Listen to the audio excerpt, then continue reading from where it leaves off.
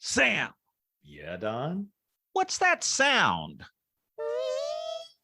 Sounds like whining. You know what a whine is? No, what? Fear escaping from a very small hole. Where'd you hear that? I heard it through the grapevine.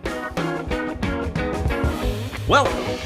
It's the AA Grapevine half-hour variety hour, featuring the collected voices of Alcoholics Anonymous. I'm Don, an alcoholic in Greensboro, North Carolina.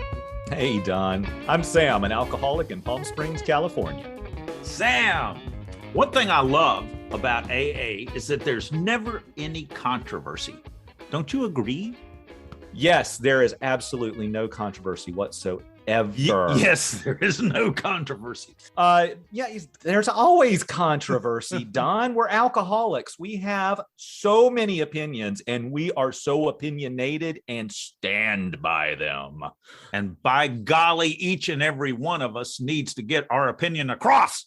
Well, yeah, there's that. But then, one of the crazy things that happens is as recovery happens, we tend to soften. I still have my opinions, there's no doubt. And if yours differs from mine, you're still wrong, but I don't have to make you wrong. Well, you may be right about that. Oh, that's such a good one. You may be right. Well, this episode is going to be fun. This episode is all fun and games. We have two guests to bandy about. The hot topic is chanting and call and response, okay, in a meeting. And then they'll compete in our always thrilling quiz show, Stump the Thumpers. Oh, goody. Okay, let's meet our guests.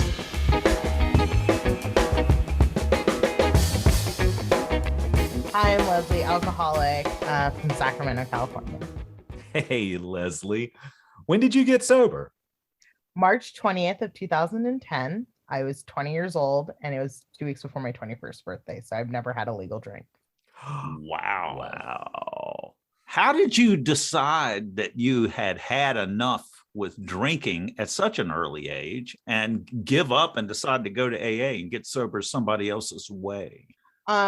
Did not decide on my own that I was going to go to AA. A nudge or something? Yeah, I threw a party in my mom's house while she was asleep upstairs, and she woke up, and I drunkenly showed her my stash, and she responded that my choices were to get help or move out, and I am a very soft person, and so I figured there was 30 days of consequences possibly.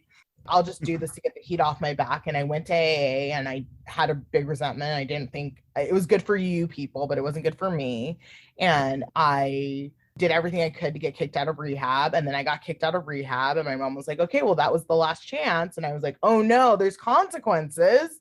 This has never happened to me before. And I started in AA resentfully, but I made friends with people. A lot of them were older women who had drank for extended periods of time, and I could relate to that. And all of a sudden I didn't see my future as being a big party for forever. I saw it as losing houses and husbands and kids and jobs and all of these losses that were going to come to me.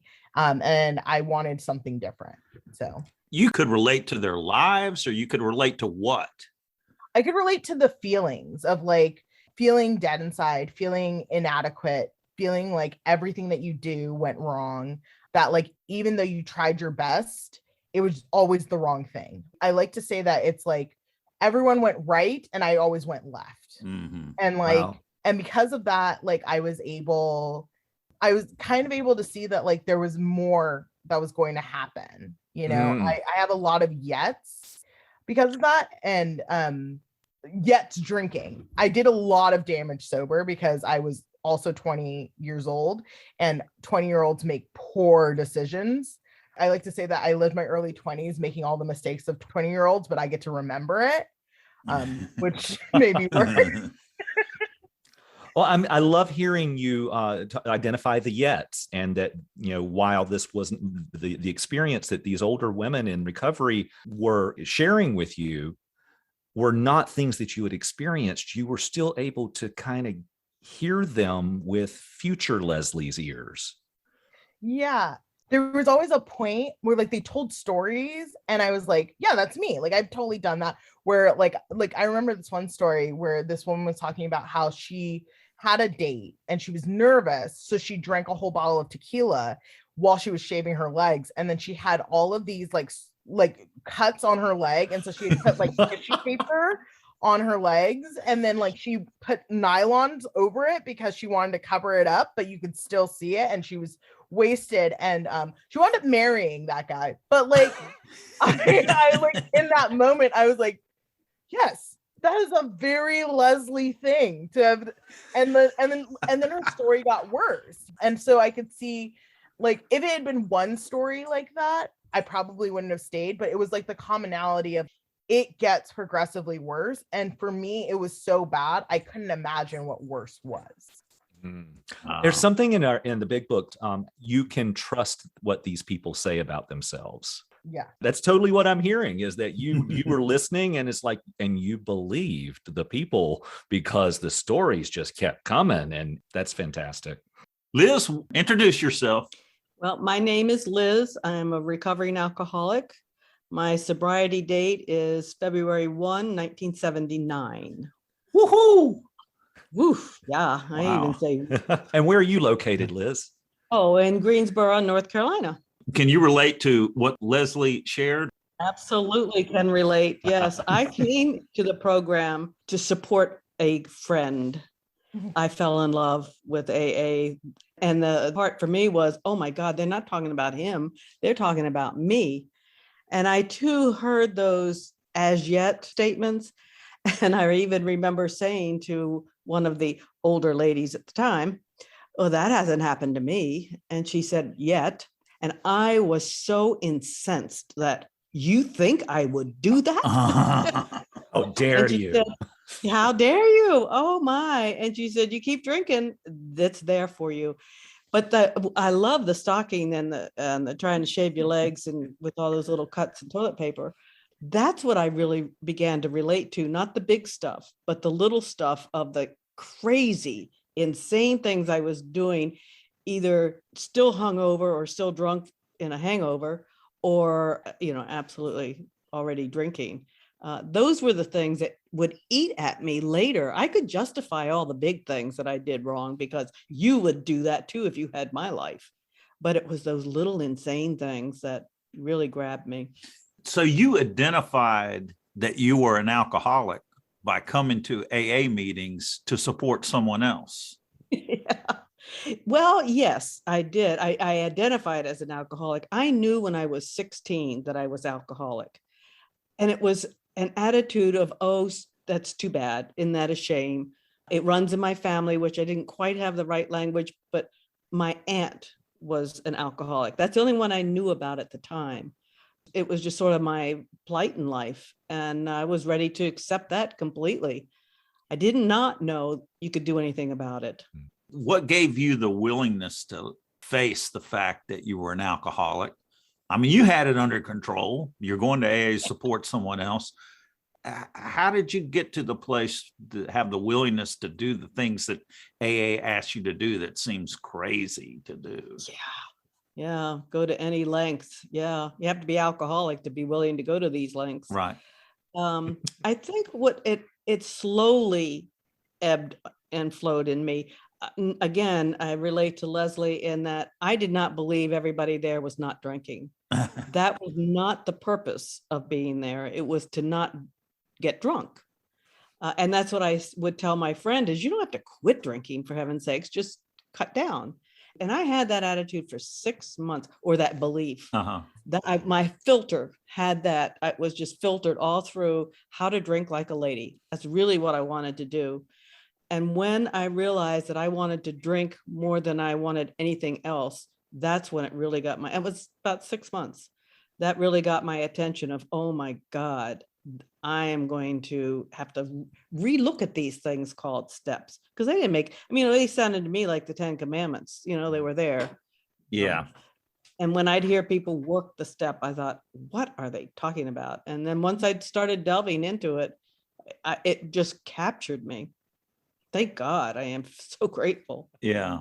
Now, did you delve into it with a sponsor? Oh, no. No, I did everything very privately. No. No. I'll do it. That's a my way. commitment. Well, I didn't even see it as a commitment. It was talking to somebody else about all this Mm. private stuff. So I read the big book and the 12 and 12. I fell in love with the 12 and 12. And then I would go to step meetings and I would report on how I understood the steps. And then I would hear I was more open to hearing what other people had to say about the step. And it began to become more authentic and more practical. I'm a very practical person. And when AA started being really practical, I was hooked. Liz, so when you came in, were people doing call and response in that? Like if they said, I'm Don, I'm an alcoholic, everyone would shout back at you, hey, Don. Yes, they did actually. But again, that was another one of those weird things. I did not hear that for a very long time. And I went to a meeting feeling really rotten. I mean, it was really hitting my emotional bottom. And the response was, hi, Liz. And I thought, wow, where have you people been all my life? So yes, we did absolutely respond to my name is, and then hi back. Don, it's almost like you know where we're going next. That's like the perfect segue into, is chanting and call and response good or bad in a meeting? For example, when someone says, I'm Sam I Am and I'm an alcoholic, and we shout, hi, Sam I Am back. I've never done that, by the way. Hi, Sam I Am. Or at the end of the serenity prayer, and the wisdom to know the difference. Just for today. Works if you work it, but you got to work it every day. Work, work, work. And then in the 9th step promises, are these extravagant promises? Some meetings shout, we think not. So, Don. The one that I always hear is, there is one who has all power. That one is God. May you find him now. And everyone goes, now. That's my favorite. That's the one I'm trying to get started, Sam. It hadn't caught on, but I'm working on it. Leslie, what's your experience with call and response in the meetings that you've attended, or chanting? I come from a YPA background. Ooh, what's YPA? YPA is the Young People's in Alcoholics Anonymous.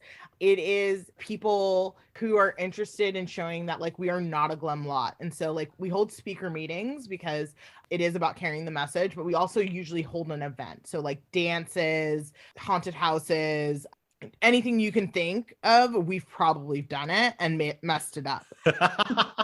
One of the big things is that we have conferences. Like almost every state has its own conference. There's one here called IKIPA. Is that a conference? That's the international. IKIPA. That's the international conference, and that travels all over. And then NorCal, Sacramento has one of the longest standing committees in California. YPA it's primarily focused on young people and activities that are attractive to young people. And I got to throw out there, my last home group in North Carolina was YP. In YPA, you've experienced some call and response and some chanting. I know. Absolutely. And the raunchier, the better. I mean, and it goes for everything. Like in More About Alcoholism, where they talk about from scotch to brandy, it's very often you will hear from Scott to Randy. Like literally like and like within the traditions and all. So like chanting is the call and response is how we build community. Mm-hmm. And it's very interesting because there's takes on it from all over. So like different states say different things. Like California is so big, like different parts of California say different things, and how it spreads all over. And like one person hears it and goes, that's great. And so I'm going to say it, and then it's somewhere else, you know? And so like when I first got to YPA, that was so fun and exciting to me. Like, of course we don't take ourselves seriously. Like we make fun of the very thing that saved our lives. Like the frivolity of it was like so enchanting to me. And then I realized that like it could kind of drive people away. Because like if you're not one of those people who's going to shout out and like to be the center of attention, that's going to be intimidating. There is sort of like an insiders of like when it's appropriate to do that and like what's appropriate to say without crossing the line. And like all of that requires insiders knowledge. And so over time, I realized that like chanting can be exclusionary, and the type of AA program that I run is way more inclusive. And so I've kind of come against chanting. Like I will do it when I'm at a conference, but like in regular meetings, I am very against it because I think that keeps the newcomer from feeling comfortable. I hear you. And I'm very much aligned with you on, I love doing it roundups and conferences. It's a party. That's what the whole event is. But in a meeting, for some people to be doing call and response during how it works or something like that, I would have a problem with that. Well, what about like people's names? They're like, I've been to meetings where, certain people, there's a response to their name. So, hi, I'm Sam. I'm an alcoholic. Hi, Sam. But then it could be, I'm Sam, an alcoholic, and everyone's go, hi, Sam, I am. Could have some specific nickname for you that they would say. I've been to meetings that have about, 8 people that have these nicknames that have different responses that everybody says to their name. And I felt like it was exclusionary. And also like it's a clique. And you have to be part of the group to understand why are they saying brick house or something like, whatever they're saying afterwards. What is the clever thing that they're saying? What is how do I get one of those myself? All of that. First answer is stick around. Yeah. Stick around, become a part of. Nicknames are a long tradition inside of it. They are. I would also throw out there that some of the things I've heard and done in very intimate meetings of, say, perhaps a sponsee that I've known for a while introduce, hi, I'm such and such, I'm an alcoholic. And I'll go, you sure are. So I think a lot of it comes from reading the room, knowing where you are. And that is very difficult for a newcomer. Liz, what's your experience with chanting and call and response? Nowhere near what Leslie was describing. My goodness, that would be a turnoff for me for sure. And for the same reasons, the exclusionary piece of this is a club and I'm not part of it. The response of hi, I am, and the response of hi was always sort of an unnerving kind of thing for me, because I would be just as happy to sit down in the back row and nobody know I'm there. But if they said my name back to me, the whole room knows I'm there. Which they do anyway, but that was uncomfortable for me. But now I love it. The responses within the readings, there was one meeting I attended for a lot of years where in the how it works, there's something about what's the point. And one person would say, well, what's the point? And then the next line is the point is. Yes. And I loved that. I mean, that was that one guy, and we all kind of waited for him to say it. It did not become nobody else picked it up. I've heard that though. I've heard someone else who did that. I've heard that too. And I've heard that and many more at the YPI events and such. So, yeah. The other comments I really don't care for. I do not care for the response to the 12 promises. I don't know why that irritates the bejeebies out of me. Extravagant promises? We think not. They are extravagant, first of all, and it waters them down for me. It disses them. It's sort of an injection that I have to inject myself, and I don't like. The only response at the end of a meeting I like is keep coming back. I don't like the work if you work it because it works when you work it, and so I have a semantics issue with that. Pick it apart. Pick it apart. That's right. Read between the lines. It feels sassy, but I love being sassy. It feels demeaning. I don't know. I don't like it. I think I made that kind of clear. I think, I know what you're saying. Although I like that kind of stuff, but then certain things, I don't like it at the end of a prayer. Right. To have call and response. And sometimes it can go on. And there was an old timer in the meeting that I used to go to.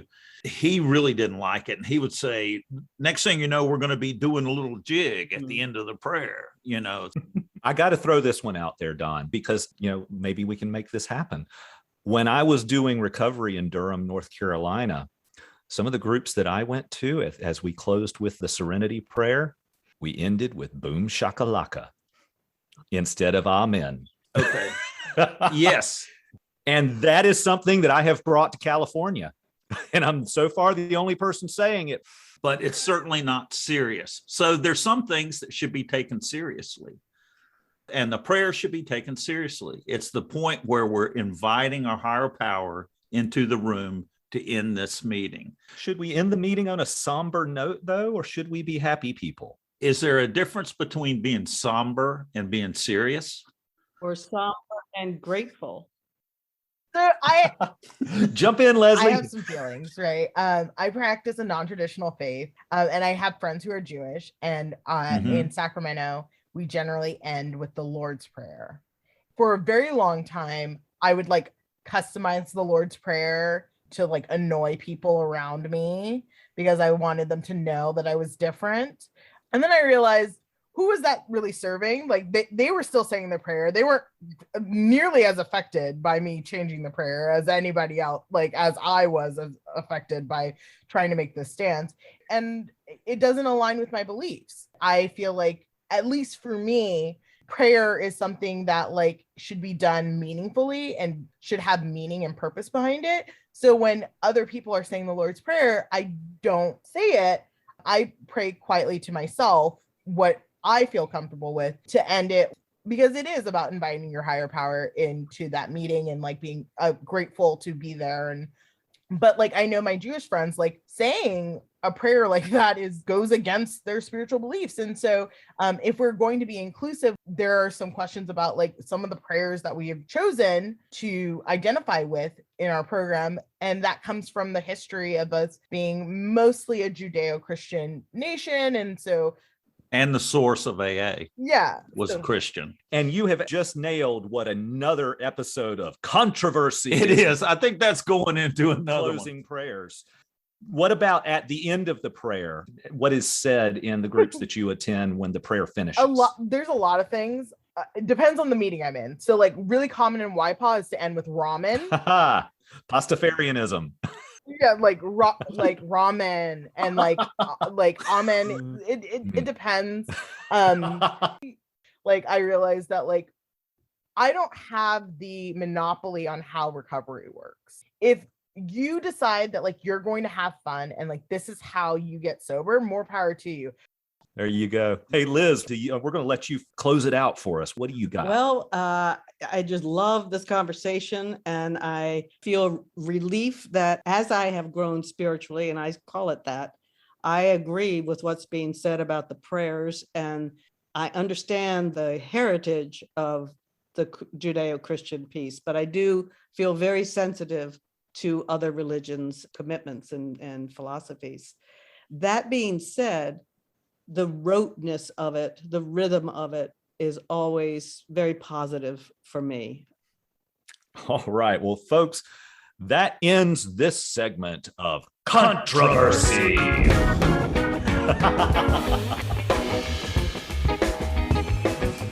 All right. Well, everybody take a breath because it's time to play Stump the Thumpers. That's a big book. Our big book quiz show. And here's our quiz master, Donnie Wani Ding Dong. Thanks, Spammy. I have researched the first 164 pages of the big book. Now, last time you referenced Dr. Bob's story. And some of the stories are in there, but all these questions, it's all big book goodness. And I have chosen a few easy questions. Easy is a relative term. It's easy if you know the answer, Don. It's multiple choice, so y'all don't get upset. It's easy as catching rats at the city dump. No, who wants to catch rats? That's easy. And what do they win if they catch a rat? I mean, if they get the right answer. The warm glow of accomplishment. Well, that's nice, but is that all? And a subscription to the Grapevine? That's great. You get a subscription to the Grapevine magazine. Woo-hoo. I've got 2 questions for each contestant. If you guess wrong, then the other one can venture a guess. Who goes first? Well, the one who most recently attended an AA meeting. Ooh. Leslie, when was your last meeting? 11 o'clock last night. West Coast time. That's the first time. And Liz, when was your last meeting? And it would have been Thursday at noon. Ooh, Leslie, you go first. Okay. Question number 1. There's an odd experiment with liquor described in More About Alcoholism. I'm going to list 4 possibilities. Which one of these is the real experiment described in the big book?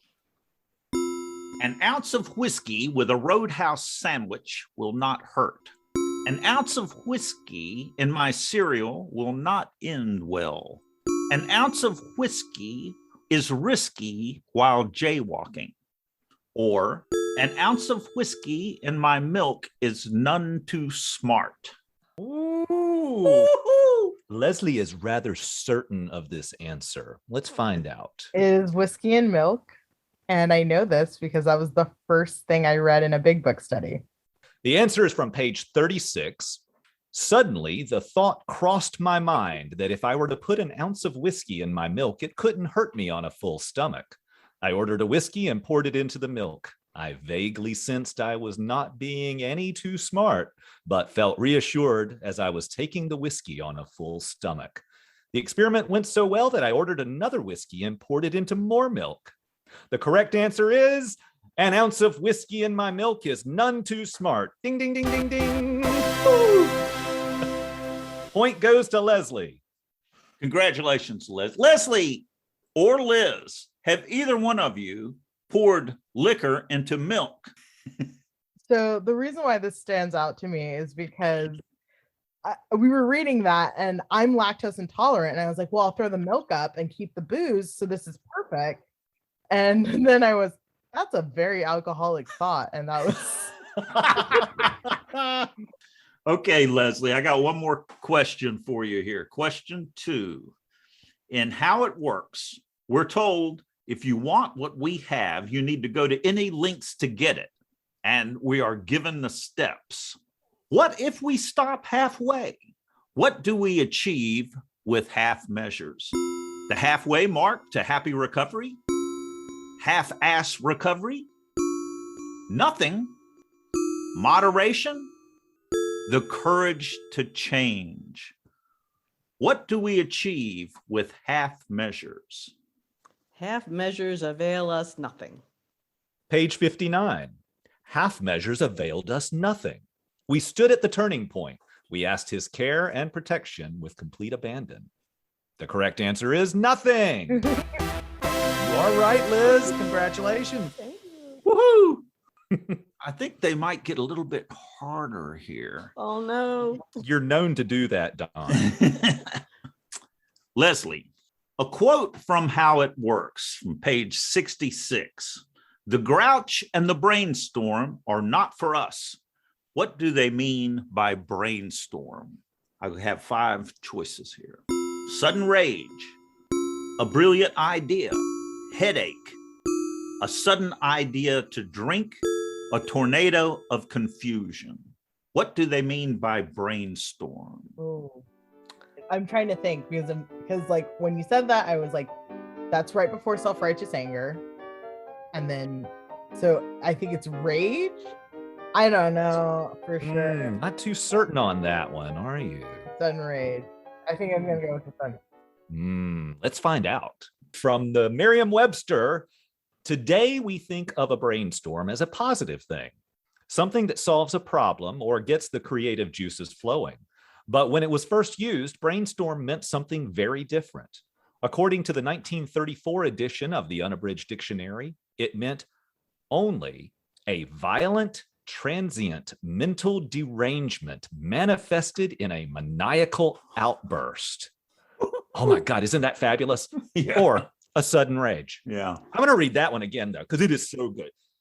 A violent, transient mental derangement manifested in a maniacal outburst. It's a brainstorm. Brainstorm took on a new meaning in the 1950s when used by Walt Disney's think tank as a forum for sharing ideas. So the correct answer is a brainstorm is a sudden rage. You got it, Leslie. Ding, ding, ding, ding. Yeah, the meaning of brainstorm has changed the way it's commonly used. Liz, for our final question here, it's Leslie has 2 and Liz has 1, but here's a chance where you can tie it up. Okay. In How It Works, we are told God enables us to match what with serenity? Pandemics, calamity, tragedy, sex, catastrophe. We can match what with serenity? Calamity. You seem certain. Now you don't. All right. Well, let's find out. The answer is on page 68. Just to the extent that we do as we think he would have us and humbly rely on him, does he enable us to match calamity with serenity? How The about answer is that? calamity. All right. Yay. Ding, ding, All right, ding. Leslie. Yes. Let's not do a tie. Well, we have a winner. No, we don't. It's a tie, Don. Well, what are we going to do, Sam? It's a good idea, I think, to have some general service stuff involved in the podcast. What do you think? Okay, let's go with the third legacy procedure that's often resorted to when there's no clear winner in AA elections. We're going to go the hat. We're going to draw a name from the hat. I'm getting business meeting flashbacks. Here we go. All right. 3, 2, 1, and it is Leslie. But you're both winners in my Well, book. technically we were both. We are winners. All Technically, 4 of us are winners, actually. And I gotta say that you both appear to have the warm glow of accomplishment. Yes. And a pretty good knowledge of the big book, because we've played these before and asked these questions in different situations. And some of these have been hard. I wouldn't have gotten Leslie's second one. When you said the page, I was like, that's in How It Works. I had to like context clue my way back. Mm. I had no idea what it was. I was like, I don't even know if that's in there. I think this might be a trick question. Mm. Oh, Don has been known to do that. Well, you know, the first time I ran across it was in a big book study. We had a 1939 dictionary that we looked up words. We looked up brainstorm as well. Whoa, wait, it's totally different than what I thought it meant. Mm. There's a couple of old world word references in there that are really pretty cool. When it talks like our lives were shot through with fear. Yeah. Mm-hmm. You know, being shot through is actually talking about weaving, where a thread is shot through the textile that has been woven. Oh, my God. Whoa. And so it's a part of it. Mm. And then shoemaker, stick to thy last. What is a last? What's Shoemaker? I was trying to figure out who he was. Mr. Shoemaker. Our beloved original Dr. Shoemaker. Yeah, yeah. Thanks everyone for being here today. This is Absolutely. a great deal of fun. Leslie, Liz, thank you so much for joining us. It's been a joy. Thank you. Nice to be with you, Leslie. Nice to be here.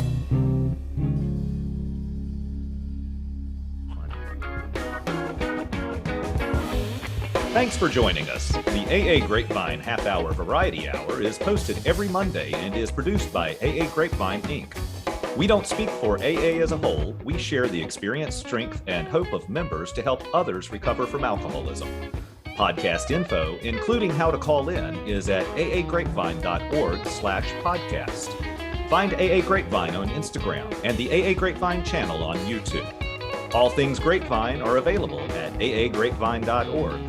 If you want to know more about AA, Google Alcoholics Anonymous and your city or visit aa.org.